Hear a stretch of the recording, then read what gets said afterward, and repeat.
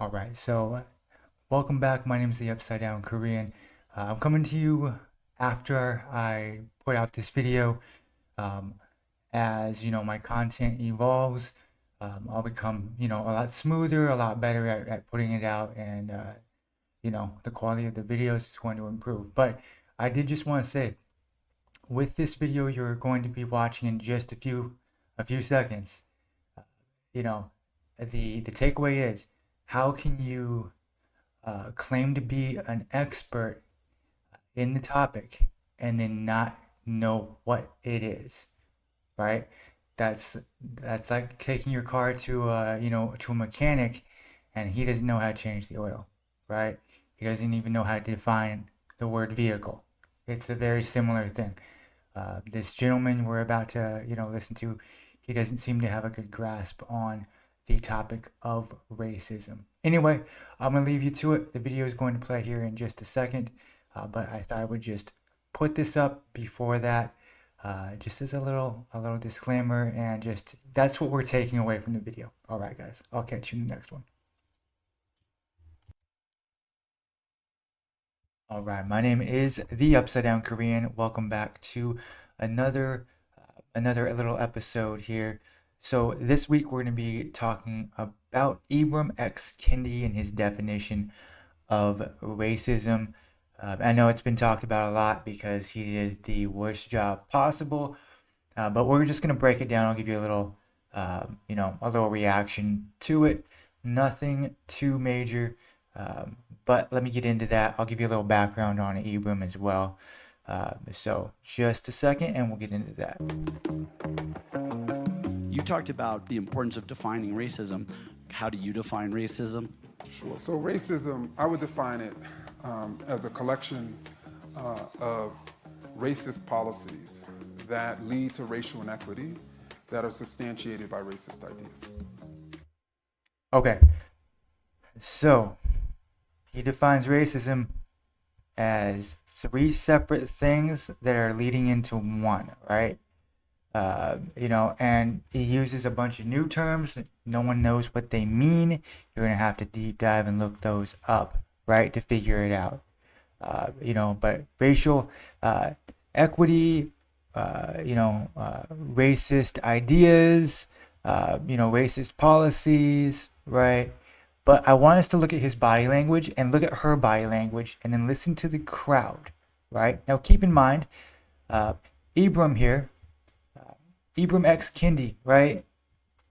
He is an award-winning author. He did publish a few books, right? I might do a reaction to the anti-racist baby book just because it might be a fun little read for us. But look at her face. Look at her face. She's about to just break her character here because he's not defining racism. The guy just asked a simple question. It would have been a very simple answer, right?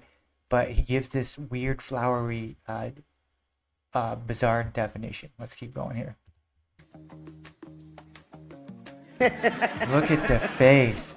She starts laughing. A collection of racist policies that lead to racial inequity that are He's a Boston substantiated University by professor. racist ideas. And anti-racism is pretty simple using the same terms. Anti-racism is a collection of anti-racist policies leading to racial, anybody want to take a guess? Equity that are substantiated by anti-racist ideas. Look at the face. He knows he got cooked real good on that. And did you notice how he tried to involve the crowd, right? He pauses, like fill in the gap, right, to get the crowd support back, right? Terrible definition. Again, that is not the definition of racism. The very simple definition of racism. Here, let me pull it up for us again, right? And then we can get into that, right? Racism, again, is discrimination and prejudice against people based on their race or ethnicity, right? Very simple. He could have just memorized that, put it on a cue card, just fired that off, right? And then let's go with what is anti-racism, right? Anti-racism encompasses a range of ideas and political actions which are meant to counter racial prejudice, systemic racism, and the oppression of specific racial groups, right? So those are, two of the terms, right? I encourage everyone to deep dive it, right? Deep dive the terms, deep dive the policies, so you can be educated for yourself, and you're not just going off what I say, what Ibram says, right? You can be informed. But the interesting thing here is Ibram, right? He had that anti-racist research center, right? At his university, right? So he made it was 40 to 50 million dollars, right? And I'll link this article for you so you can look at it yourself. For his Center for Anti-Racist Research at BU, it says in this article they produced virtually no research. I think it was 2 papers. Then he laid off half his employees. I think it was 15 to 19 employees that were laid off. Those employees, of course, then turned around and accused him of mismanaging funds, failing to deliver key projects, and mistreating his team, right? Mistreating, we don't know what that is. Maybe he wasn't breaking them off enough money, right? But this is where the potential grifting, right? The racial grifting, like I'm going to pretend to be about this cause when in reality I'm going to make the most money I can, I'm going to get my bag, and I'm going to leave, right? And then the funds or donations, right? There's not a list of them that's public, so no one knows exactly. There's not a hard paper trail, which is a little bit suspicious in its own right. But when he was pressed about, where the funds, how they were managed, right? What he does is he turns around and he cites racism for it, right? He cites racism, and I'm going to read you that right now. Okay, here he is. This is from AP News. Again, I'll link it for you. So 40 to 50 million, and he is asked about the funds, right? He acknowledges missteps during the center's first years. Missteps, right? Very vague, right? Undergoing a difficult evolution before landing on a successful model, right? These are all very PR, right? Very vague terms.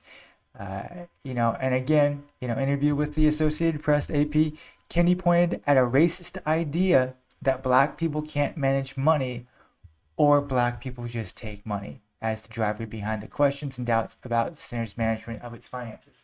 So it has nothing to do with race, Ibram. Nothing to do with race. I disagree with that completely. There have been many organizations that are not, they are not headed by black people, right? Lots of white people, right? That have been investigated because they mishandled or their funds, right? It happens all the time. It happens all the time. They get looked into. They have to pay fines, so they get shut down, right? Race does not play a factor into it.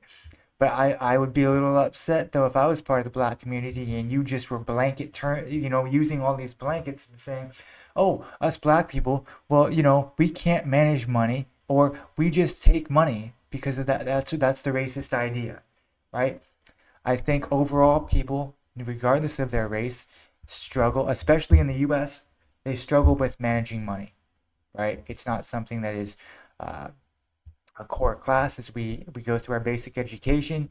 You can do electives in high school and college, but in my opinion, it should be a fundamental thing. But again, I feel like with our system and how broken it has been for many, years and years and years, right? You don't want to teach someone financial literacy. You don't want to teach that to the masses because what that's going to do is take away your laborers, right? It's going to pull the poor out of that class into the middle class. There'll be more middle class people becoming, more wealthy, and breaking into that. You don't want that if you're an elite, right? If you're an elite politician, you don't want those classes moving up because then that puts them in the same category as you, and then there's more elites, right? The elites don't want to share that. They want to keep us working class, middle class people where we're at, so we can't advance. Separate conversation, not for this video. But you see how he just deflects things, right? He's just deflecting it. He's not taking responsibility. He's not saying, hey, let me break open the books. I'm going to show you exactly where those funds were, right? He's not being transparent. And that's another thing, right? These are a lot of red flags are being raised right now. But, I encourage you to go look, do your own research again. But, that was just my little video on Ibram X. Kendi. That is not his real name, of course.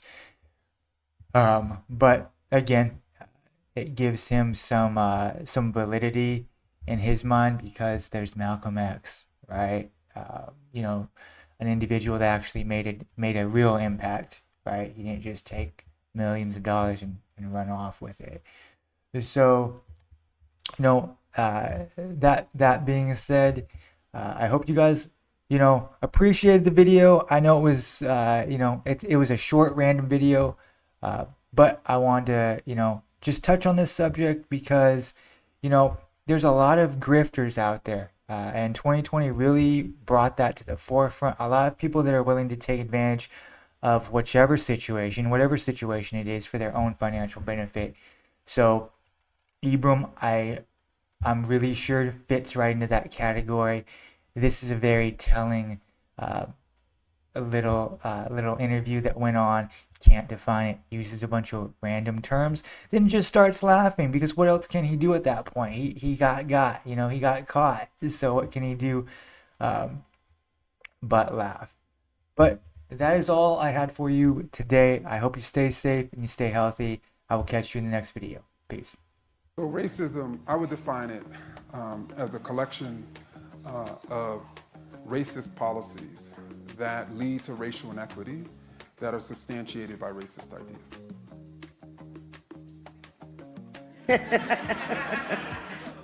Sure.